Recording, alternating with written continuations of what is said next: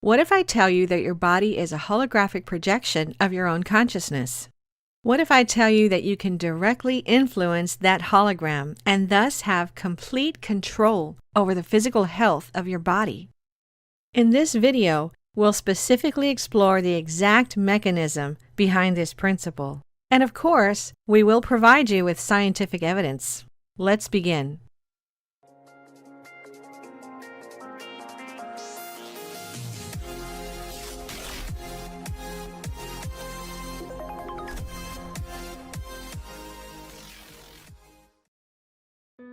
Do you want to become healthy, wealthy, and wise?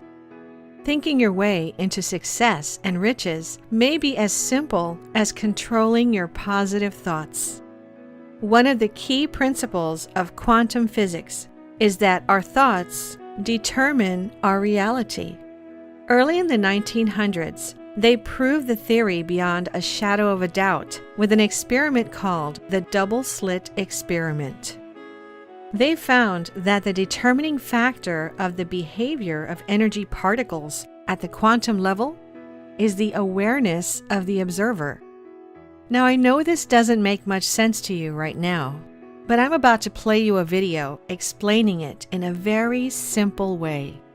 The video is only 5 minutes long, but after watching the whole thing, your whole perspective of our reality will completely shift.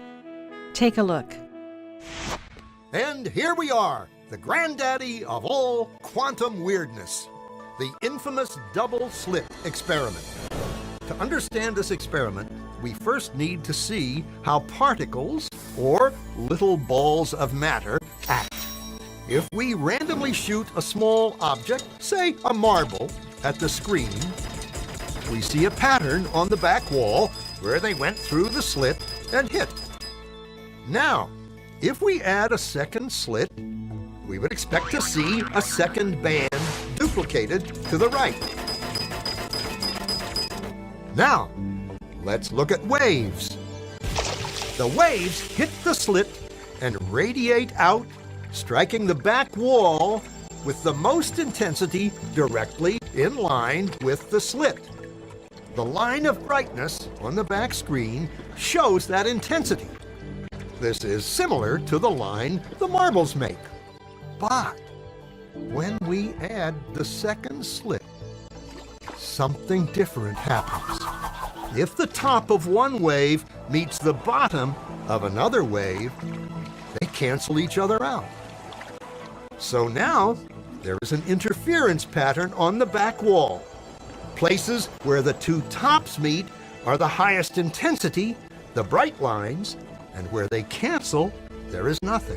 So, when we throw things, that is, matter, through two slits, we get this, two bands of hits. And with waves, we get an interference pattern of many bands. Good so far. Now, let's go quantum.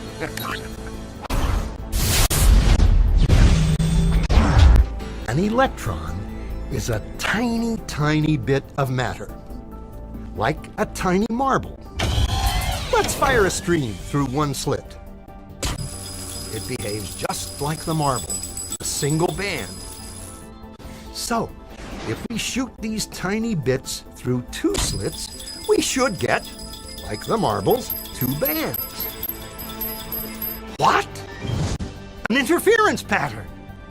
We fired electrons, tiny bits of matter through. We get a pattern like waves, not like little marbles. How? How could pieces of matter create an interference pattern like a wave? It doesn't make sense. But physicists are clever. They thought, maybe those little balls are bouncing off each other and creating that pattern. So, they decide to shoot electrons through one at a time. There is no way they could interfere with each other. But after an hour of this, the same interference pattern is seen to emerge. The conclusion is inescapable. The single electron leaves as a particle, becomes a wave of potentials, goes through both slits, and interferes with itself to hit the wall like a particle. But mathematically, it's even stranger. It goes through both slits and it goes through neither. And it goes through just one and it goes through just the other. All of these possibilities are in superposition with each other. But physicists were completely baffled by this. So they decided to peek and see which slit it actually goes through. They put a measuring device by one slit to see which one it went through and let it fly. But the quantum world is far more mysterious than they could have imagined. When they observed, the electron went back to behaving like a little marble. It produced a pattern of two bands, not an interference pattern of many.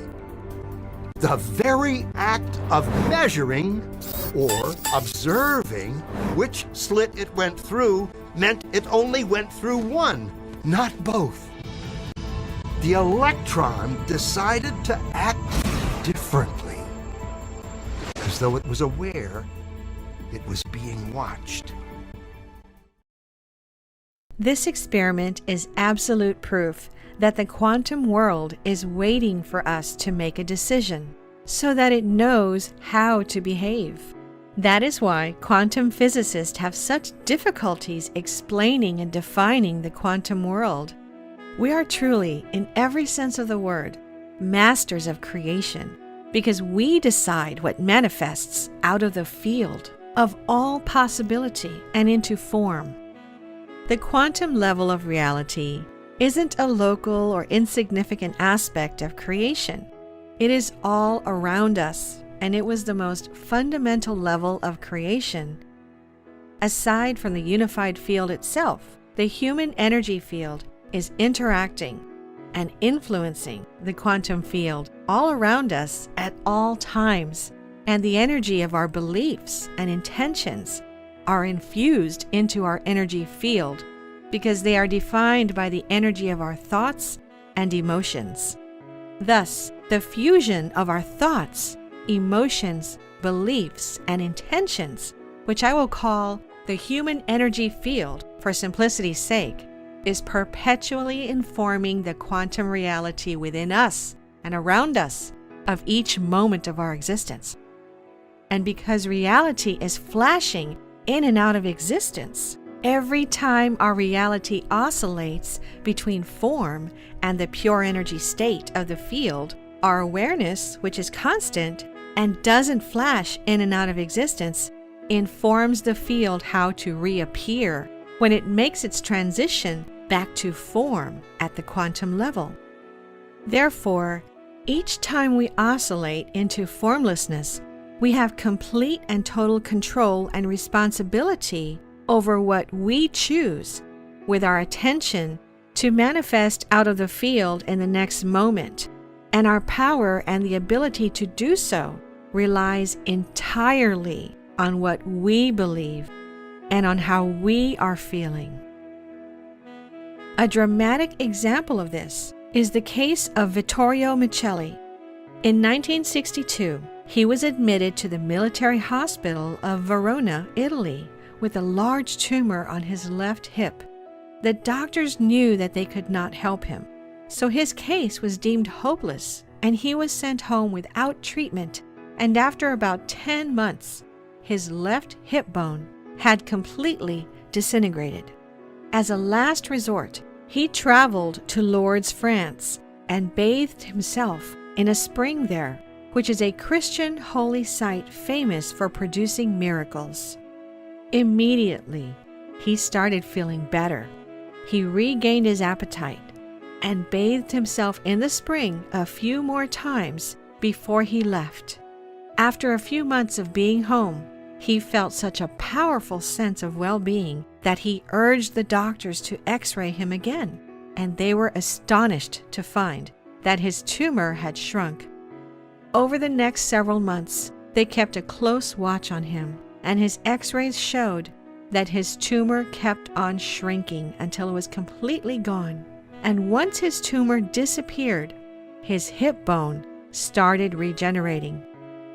After 2 months, he was walking again, and several years later, his hip bone had completely regenerated.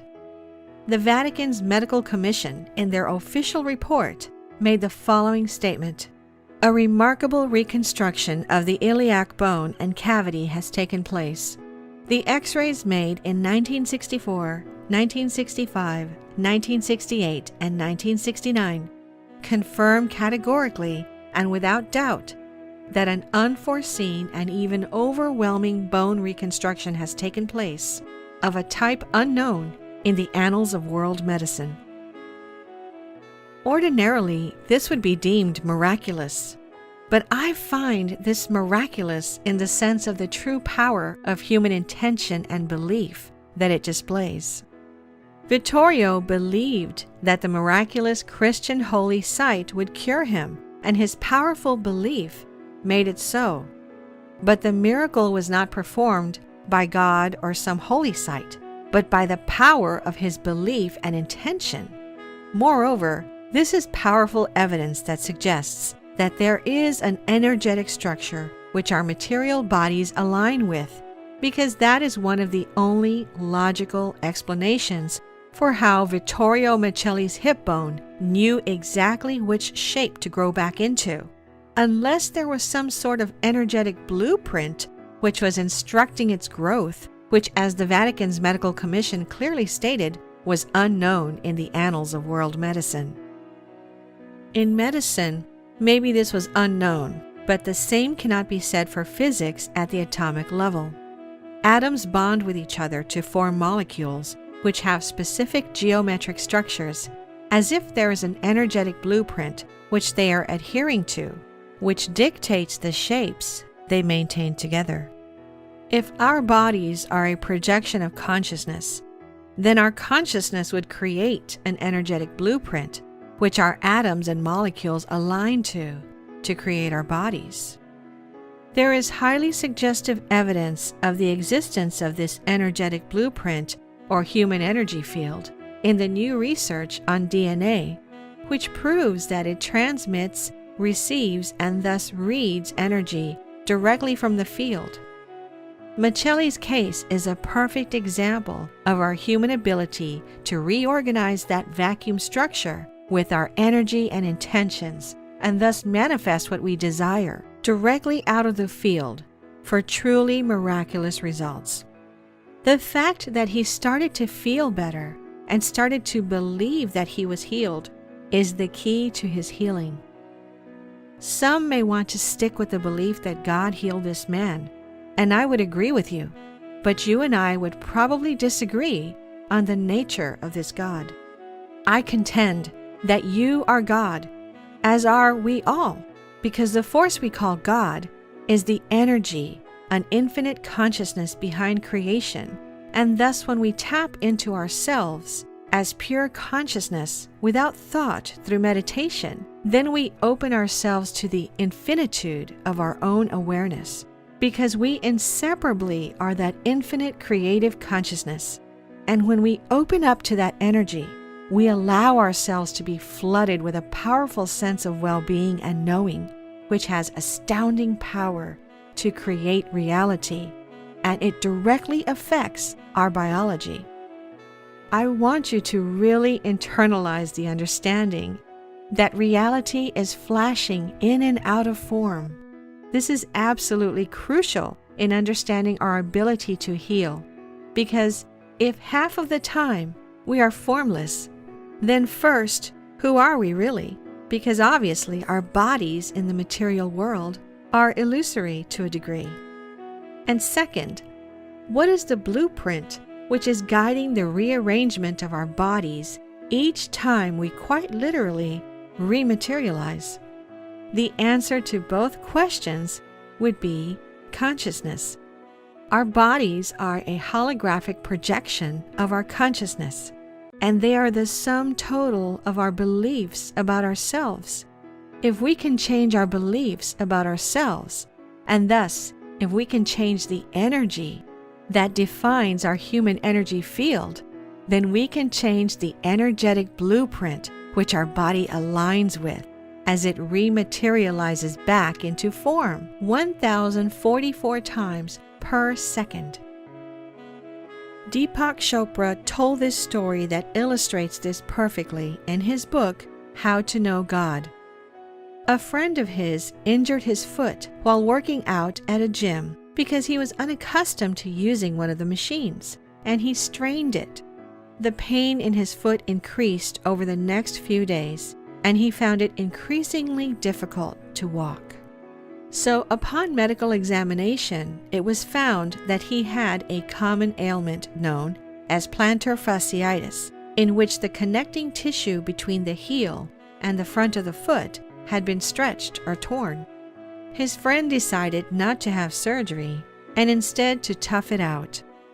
But in time, he found it so painful and difficult to walk that he sought out a Chinese healer in desperation. This Chinese man was ordinary by appearance and gave no evidence of being mystical or spiritual, or in any way gifted in healing. The injured friend of Deepak Chopra said the following: "After gently feeling my foot, he stood up and made a few signs in the air behind my spine. He never actually touched me, and when I asked what he was doing, he simply said he was turning some switches in my energy field. He did this for a minute or so, and then asked me to stand up. I did, and there was no sensation of pain, not the slightest. You have to remember that I had limped in, barely able to walk." In complete amazement, I asked him what he had done. He told me that the body was an image projected by the mind, and in a state of health, the mind keeps this image intact and balanced. However, injury and pain can cause us to withdraw our attention from the affected spot. In that case, the body image starts to deteriorate. Its energy patterns become impaired, unhealthy, so the healer restores the correct pattern. This is done instantly, on the spot, after which the patient's own mind takes responsibility for maintaining it that way. This story has fascinated and inspired me ever since I heard it. As we have seen, reality is flashing in and out of existence, innumerable times every second, oscillating between form and formlessness, and quantum physics knows that our thoughts and beliefs influence the quantum reality, which is the source of the material world. Therefore, it is only natural to assume an energetic and formless source for all of creation, including our physicality. I think it is absolutely clear that we must start to consider ourselves as more than a physical body.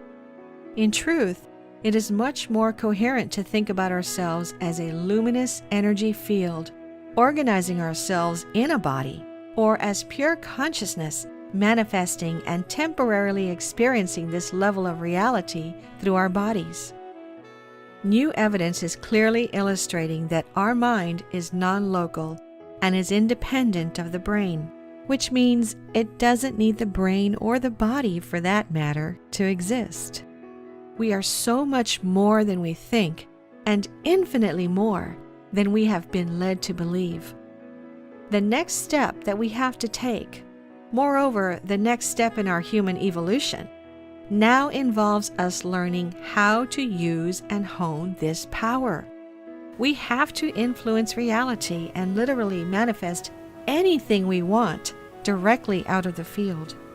We can manifest a new hip, better eyesight, or a fit and healthy body, all the way to a new life, which is the life of our dreams. To heal, all that we need to do is purify our energy so that the energetic projection of our body is unobstructed. Then our atoms and molecules can align perfectly to the structure because there is no energetic interference to disrupt the image of our body as projected by our consciousness. We do this by getting in the gap between our thoughts, where our beliefs no longer affect our reality. For when we are not thinking, we are also free of beliefs and expectations, and by doing this, we are aligning ourselves with universal principles and matching our energy with the energies coming directly from the field of all possibility. Those high-frequency energies of love, kindness, inspiration, passion, joy, and so on. The first step is to consider the possibility that we are not only energy, but that there is infinite energy all around us, which we can consciously tap into to promote healing in our body and mind, to become a more happy, healthy, vibrant, and creative being. As soon as you start to connect to the infinite energy of creation and your own true nature as formless energy, then you start to become aware of these energies in your body, which returns the projection of your body to its natural state. The projection of your body can only be disrupted by a disturbance in your energy field your consciousness caused by unbalanced thoughts and emotions and limiting beliefs. Our luminous energy field is naturally vibrant, and our energy naturally flows unhindered as a powerful stream of consciousness. But the lower levels of consciousness, which we have been conditioned to live in as part of our social indoctrination, disrupts this flow, which, if left unhindered, would express its perfection everywhere. Another key concept to understand is that your body is always regenerating. Atoms do not age, they do not die, and the same atoms that existed during the Big Bang around 14 billion years ago exist to this day, some of which are even within you. Every year, 98% of the atoms in your body are exchanged for new atoms. You are constantly dying and being reborn and literally transforming at the atomic and molecular levels. Every 3 days, you have a new stomach lining. Every month, you have new skin. Every 3 months, you have a new skeleton. And every year, you have almost an entirely new body. Deepak Chopra described it beautifully by saying that our atoms are like migrating birds. They are not permanent. They are completely independent and are drifting through space and time and merely being organized into structures, such as our bodies, by none other than our energy field, which organizes them as a magnetic field organizes metal filings, only slightly more complex. What more proof do we need in order to start looking at our bodies differently and in general, looking at the mechanism of health itself in a new light? None of the raw materials that form your physical body actually age. Moreover, they are constantly changing. Therefore, I ask this of you. Is it really you that is changing? And what is the force that organizes these atoms and molecules back where they are supposed to be and makes sure that they are perfectly and harmoniously continuing to do their jobs, even while your cells and atoms are migrating by the billions? Your body is not the real you. Your body is merely a projection of what you believe yourself to be. If you could discover that you are pure consciousness and that who you really are is an infinite creative awareness that is manifesting reality and co-creating reality with other aspects of yourself, because every being is an expression of the infinite universal consciousness we have labeled as God, then you can start to take complete control over your body, your health, and your life. Chronic pain, disease, illness, or the old injuries that you have in your body are not actually in your body. They are in your mind. More specifically, they are a function of your perception. Your atoms are always changing, and your molecules are too. But as new atoms come, and as new molecules are formed, and as you flash in and out of existence, your energetic field is telling them where to go, what to do, and how to align with each other. Therefore, you are holding disease, illness, pain, and injuries within your consciousness, and thus They are imprinted in your energetic field, and only then do they proceed to manifest in your physiology.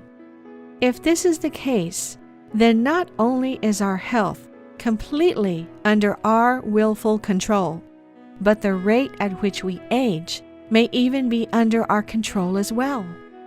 I'm not suggesting that we can be immortal, because we already are, as infinite beings of consciousness. What I am suggesting is that in a time long forgotten and in the near future, human beings have had and will realize again the ability to live from this field and live consciously from their nature as luminous beings of pure energy. At that time, human beings will realize that the body is a manifestation of our higher self, and we can not only consciously manifest anything in life, but anything in our bodies as well. And one day, we will reach a point where we can continually regenerate our bodies at will. Because we exist from the field of infinite energy, and thus our bodies simply operate at a higher frequency, so that we can live in them until our work is completed, and we choose to move on.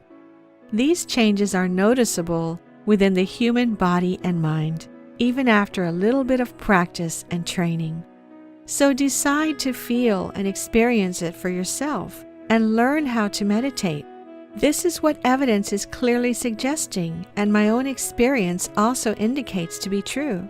The only hindrance to tapping into this nature of the universe is your own conscious awareness, your level of attention, and your beliefs. Our ability to heal is directly related to our level of attention and our level of belief. We can heal ourselves of any affliction, illness, disease, or injury. That is possible as long as we have absolute certainty and knowing that we will be healed. This is directly achieved by accessing the most fundamental level of reality through deep meditation.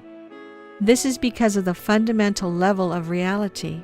Anything is possible, and the restructuring of reality is dictated entirely by our beliefs and expectations. We are pure energy, and there is infinite potential in that energy. It is entirely up to us what we choose to manifest out of the field in our lives and in our bodies. You have no limitations, and nothing is impossible. It is only your beliefs which dictate what you can and cannot do. Miracles happen not in opposition to nature, but in opposition to what we know of nature. Thank you for watching. If you enjoyed the video, please hit the like button. And if you are new, feel free to subscribe.